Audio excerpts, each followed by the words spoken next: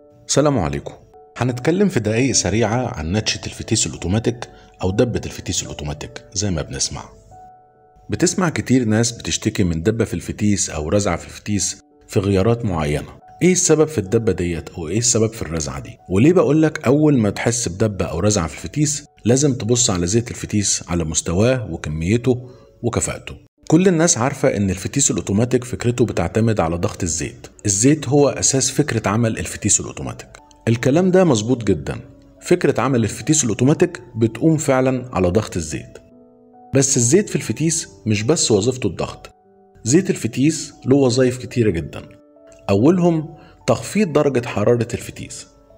الزيت زي ما احنا عارفين مادة وظيفتها تليين الحركة. مع تسهيل حركة أجزاء الفتيس بيقوم الزيت بتخفيض درجة الحرارة الناتجة عن الاحتكاك. الوظيفة اللي بعد كده هي تنظيف أجزاء الفتيس من الشوايب، ولذلك بعض الفتايس بتلاقي فيه مغناطيس في كارتير الزيت، وديت عشان الزيت مع حركته بيلم الشوايب والرايش الناتج عن احتكاك أجزاء الفتيس مع بعضها. بالإضافة كمان إلى أن الزيت بيحافظ على كل أجزاء الفتيس بما فيهم جسم الفتيس من جوه من عملية الأكسدة. عملية الأكسدة بتضم الحفاظ على معدن الفتيس من جوه ضد أي عوامل جوية مع الحرارة، واللي بتأثر على خواص المعدن. طبعا زي ما كلنا عارفين إن الفتايس الأوتوماتيك الحديثة بتعتمد في عملها على منظومة إلكترونية مكونة من حساسات ومشغلات زي حساسات الحرارة وحساسات السرعة، والمشغلات زي البادي فالف، وبيوصل بينهم ضفيرة أو سلوك.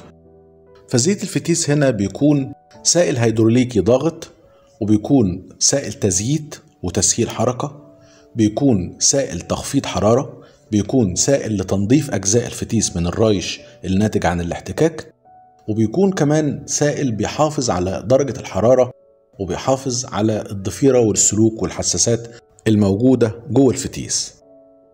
ولذلك المصنع لما صنع الفتيس الأوتوماتيك صنع له نظام تبريد بالمية عشان يحافظ على درجة حرارة الزيت، وبالتالي يحافظ على عمر الفتيس. فلما نعرف وظائف الزيت في الفتيس دي كلها هنفهم ان نقص كمية الزيت او ان الزيت غير صالح او مغشوش او فيه شوايب ورايش كتير طبعا بيكون لها تأثير جامد جدا على اداء الفتيس، على اداء الاجزاء، وعلى اداء الحساسات الناتج عن ارتفاع درجة حرارة الفتيس او نقص الزيت. وده بيكون ساعات بسبب انسداد مبرد الزيت اللي بيمشي فيه مية عشان تبرد الزيت. وهنا بقى تبدأ تحس بنتشة أو دبة أو رزعة في الغيارات أو فرق في الغيارات تقيل. وعشان كده أول ما تحصل معاك نتشة أو دبة أو رزعة في الفتيس أول حاجة تفكر فيها تبص على مستوى الزيت وكفاءته، وبعدين تكشف جهاز. طبعا أي فتيس أوتوماتيك بيكون له كنترول، فعشان كده بتكشف بالجهاز عشان تعرف الأعطال المتسجلة على الكنترول. وساعات المشكلة بتكون في الكنترول نفسه. انت لما هتكشف بالجهاز ممكن الكنترول نفسه يكون هو المشكلة وهو سبب الدبة او النتشة.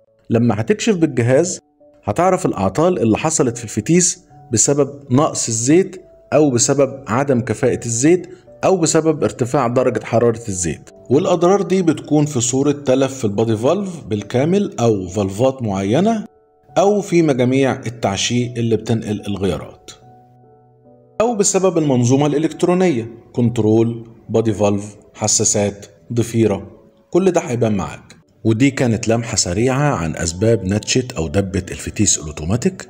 لو عجبك الفيديو ياريت تعمل لنا اشتراك في القناة وتنشر الفيديو وتشيره عشان المعلومة تنتشر، وربنا يستر طريقنا جميعا، وبالتوفيق للجميع.